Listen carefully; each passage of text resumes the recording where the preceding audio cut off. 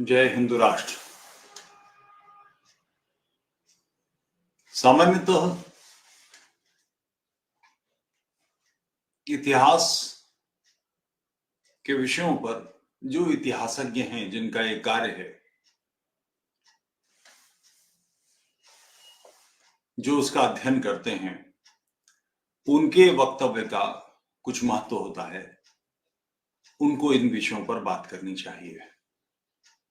विभिन्न क्षेत्र हैं, राजनीति एक क्षेत्र है, उसके बारे में बाहर से बैठकर कोई चर्चा करना ऐसे लोगों का जो उस विषय को नहीं जानते कोई मतलब नहीं है।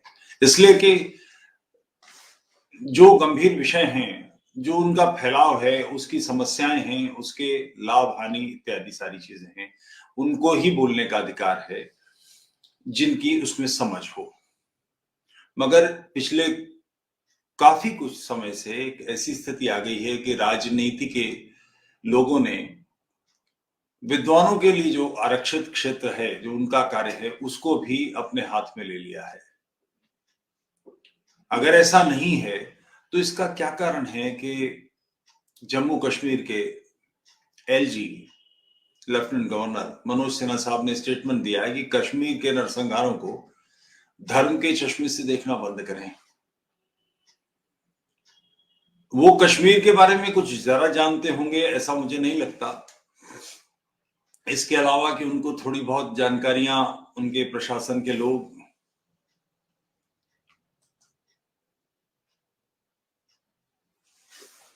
आईबी के लोग उनको इन्फॉर्म करते होंगे, बाकी तो कुछ ज्यादा उनको मालूम होगा। वो शुद्ध राजनीति के क्षेत्र के व्यक्ति हैं और उनकी चर्चा कोई विशेष नहीं होती, कुछ जुगाड़ तुगाड़ लगा के उन्होंने, क्योंकि राजनीति के क्षेत्र में भी जो अच्छे विद्वान हैं, योग्य लोग हैं, उनमें उनकी गणना कभी नहीं हुई है। कुछ तालमेल बिठा के कुछ आंकड़ा ये वो सब सोचा गया होगा, उनको वहां एलजी बना दिया गया और वो कश्मीर के बारे में स्टेटमेंट इश्यू कर रहे हैं कि कश्मीर के नरसंहार को धर्म के चश्मे से देखना बंद करें।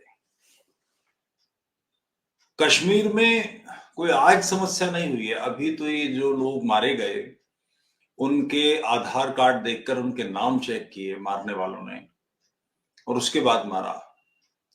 आप किस चश्मे से देखने की बात कर रहे हैं, आप क्या कर रहे हैं, मगर जिन्होंने मारा है उन्होंने किस चश्मे से देखा था, वो किन आंखों से देख रहे थे। कश्मीर कोई आज की समस्या नहीं है। ये जो अफगानिस्तान का प्लेटर है उसी पर कश्मीर आता है। इसी का क्षेत्र, कश्मीर के शासकों का क्षेत्र अफगानिस्तान रहा है। वो हिस्सा इस्लाम ने भारत से छीन लिया। कश्मीर में अभी जो 30-32 साल पहले एक्सोडस हुआ है, जो निष्कासन हुआ है, बहिर्गमन हुआ है, हिंदू निकल गए वहां से, वो कोई पहला एक्सोडस नहीं है। इससे पहले कई हुए हैं। वहां हिंदुओं को यातनाएं दी गई, हिंदुओं को तंग किया गया। जितने बड़े कश्मीर की मस्जिदें हैं, सारी की सारी मंदिरों पर बनी है। सब कुछ, जितनी भी ये चिनार फलाना ढिमाका है, सब के सब एक ऐसी आंधी जिसने कुफ्र और ईमान के हवाले से देखना शुरू किया, सोचना शुरू किया, विचार फैलाया कि जो भी मूर्ति पूजा करते हैं वो मुशरिक हैं, उनको मार डालना चाहिए, उनकी हत्या कर देनी चाहिए। इस मानसिकता के साथ लगातार विश्व भर में ये सब कुछ हो रहा है। कोई एक कश्मीर की बात नहीं है। इस समस्या को, इसके मूल स्वरूप को कब समझना शुरू करेंगे हम? इस किस्म के लोग जिन्हें इस विषय की बिल्कुल जानकारी नहीं है, वो इस पर स्टेटमेंट इशू कर रहे हैं। आपको एलजी हैं, आपका कार्य है कि वहां की शांति व्यवस्था बनाएं, प्रशासन को सक्रिय करें, जो सभ्य लोग हैं, शिष्ट लोग हैं, बशर्ते वहां कुछ हों तो उनकी चिंता की जाए, उनके ऊपर इस्लामी दबाव ना हो, आतंकी दबाव ना रहे, क्योंकि वहां मुसलमान भी दबाव में हैं। इसी के आधार पर वो कह रहे हैं, क्योंकि मुसलमान भी मारे गए हैं। ऐसे मुसलमान जिन्हें आतंकी अपने पक्ष का नहीं समझते, उनकी हत्याएं की गई हैं। मुझे नहीं लगता कि कोई बहुत दूर जाने की जरूरत है। आपको केवल कश्मीर फाइल्स देखने की जरूरत है। पूरी फिल्म तथ्यात्मक है, सब कुछ उसमें सत्य है। ये सब वहां घटित हुआ है और अब से नहीं, सदियों से घटित हो रहा है। अभी जो लोग वहां मारे गए हैं, वे 30-32 साल 35 साल पहले, वो कोई अभी नहीं मारे गए हैं, इससे पहले भी मारे जाते रहे।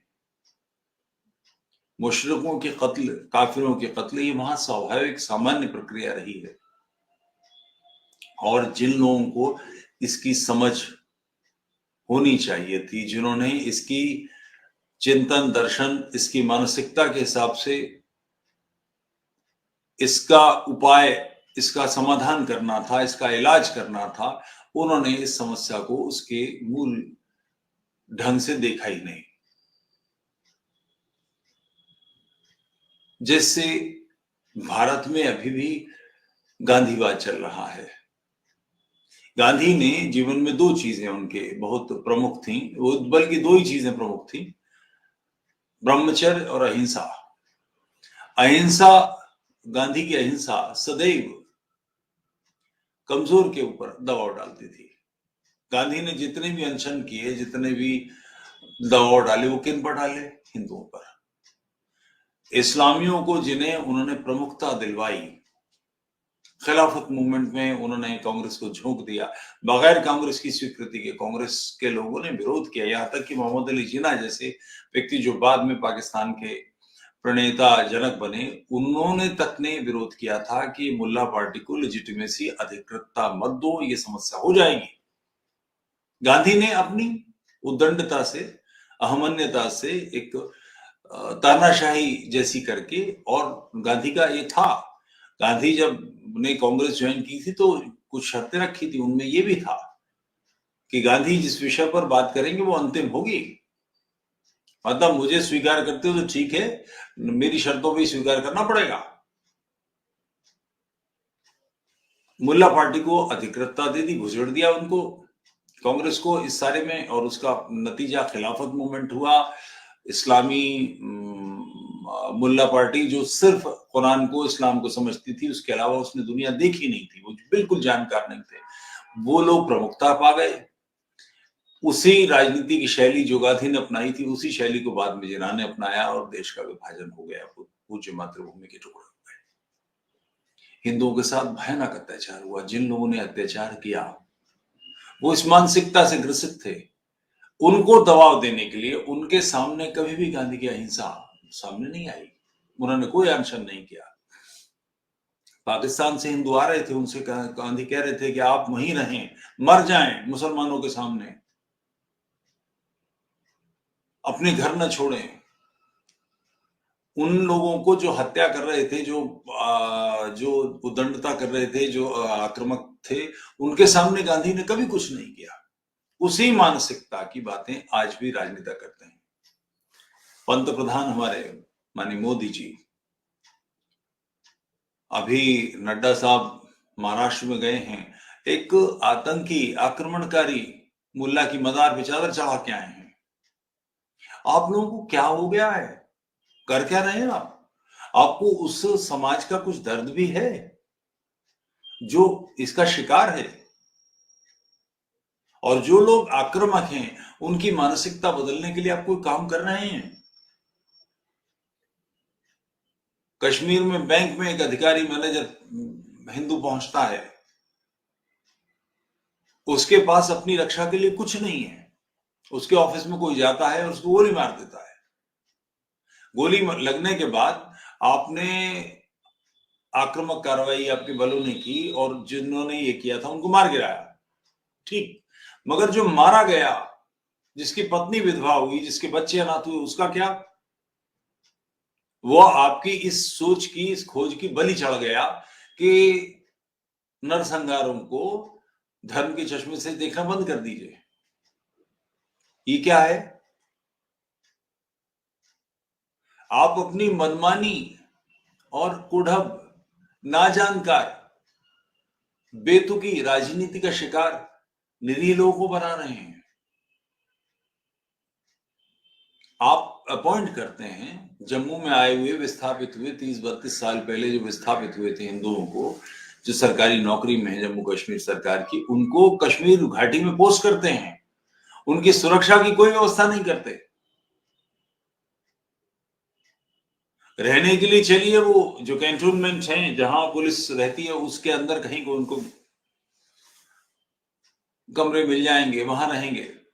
ऑफिस में काम करने के लिए तो उन्हें समाज में जाना पड़ेगा। हर व्यक्ति के साथ सशस्त्र बल नहीं लगाए जा सकते, मगर हर ऐसे व्यक्ति को सशस्त्र तो किया जा सकता है। उसके दफ्तर में कोई आतंकी घुसता है पिस्टल लेके, रिवॉल्वर लेके, उसे गोली मारने को, तो उसकी दराज में भी तो पिस्टल रखा हुआ होना चाहिए कि वो निकाल के गोली मार दे आत्मरक्षा में। जब तक ऐसा नहीं होगा इसमें बदलाव कैसे आएगा? आप ऐसी बेतुकी बातें करके, और ये आप ही नहीं कर रहे, हमारे सारे दलों का, हमारी तो समस्या ये है कि हिंदूवादी पार्टी जिसे भगवा दल कहा जाता है उसका भी ये हाल है कि राजनीति में सफल होते ही उसके सुर बदल जाते हैं, कांग्रेस की बी टीम बन जाती है। वो सारे काम जो इन दुष्टों ने किए हैं हमारे साथ, गांधी नेहरू ने, वही सारे काम करने लगते हैं। कश्मीर की समस्या दीन की समस्या है। कश्मीर में जो नारा है वो आजादी का है। आजादी का मतलब क्या? ला इलाहा इल्लल्लाह, ला इलाहा इल्लल्लाह, नहीं है पूजनीय कोई अल्लाह के सिवा। शेष सारे लोग झूठे हैं, गलत हैं। दिन में 5 बार लोग ऐसी बातें करते हैं, नमाज में जो बातें की जाती हैं वो यही हैं। एक उंगली उठा के गवाही देते हैं कि खुदा अल्लाह ही एकमात्र पूजनीय है, मोहम्मद उसका रसूल है, मैं गवाही देता हूं। कहां से गवाही देगा? तुझे क्या पता? ये एक समस्या है। तो इस समस्या के समाधान के लिए इन इन सिर्फ इतनी विनती आपसे कि जो तथ्य हैं, जो इस्लामी अपनी किताबों में लिखते हैं, केवल वही कोर्स में डाल दीजिए। कलर मत कीजिए, लीपापोती मत कीजिए, उनके पक्ष में काम मत कीजिए, जैसा उन्होंने लिखा लिख दीजिए। ये होना चाहिए कोर्स में कि मोहम्मद ने 6 वर्ष की आयशा से 52 वर्ष की आयु में विवाह किया था। ये उनकी किताबों में लिखा है। 3 वर्ष बाद जब वो 9 वर्ष की हुई बच्ची, तो उसके साथ यौन संबंध स्थापित किए। कोई कलर देने की जरूरत नहीं। आप मत कहिए कि वो पीडोफिल थे ना, कुछ नहीं, जैसा किया वैसा सामने हो, स्वयं पता लगे।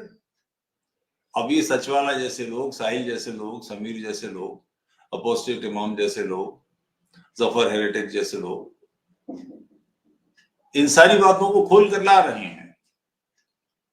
आप उस पर लीपापोती कर रहे हैं, और इस लीपापोती से लाभ क्या होगा? जिन लोगों की हत्याएं हो रही हैं, आप तो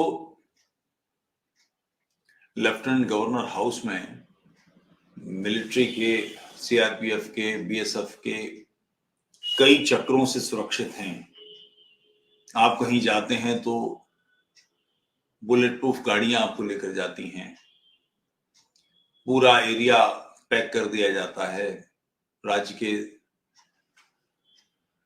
स्थानीय सुरक्षा बल, अच्छी खासी तादाद में हमारे लोग वहां हैं, वो वहां लगा दिए जाते हैं। किसी को परिंदा भी पर ना मार सके इसकी व्यवस्था की जाती है।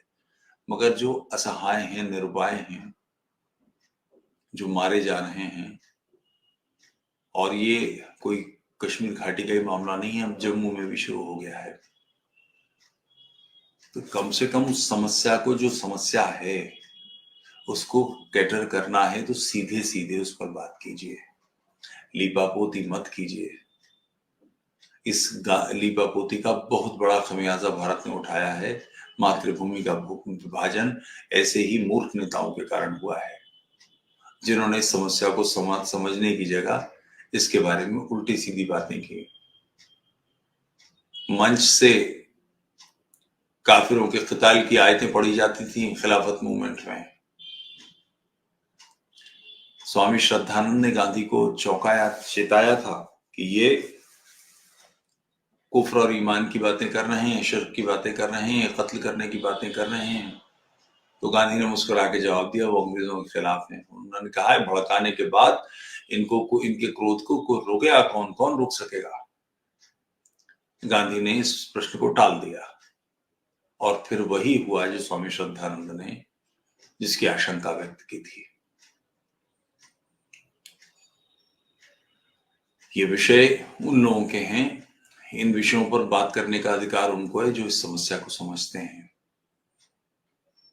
बेसिर पैर के काम मत कीजिए, इस समस्या के समाधान की दिशा में कम से कम इतना आगे बढ़िए, समस्या के मूल को समझिए और उस मूल को समझने के बाद इस पर कोई कार्रवाई होगी।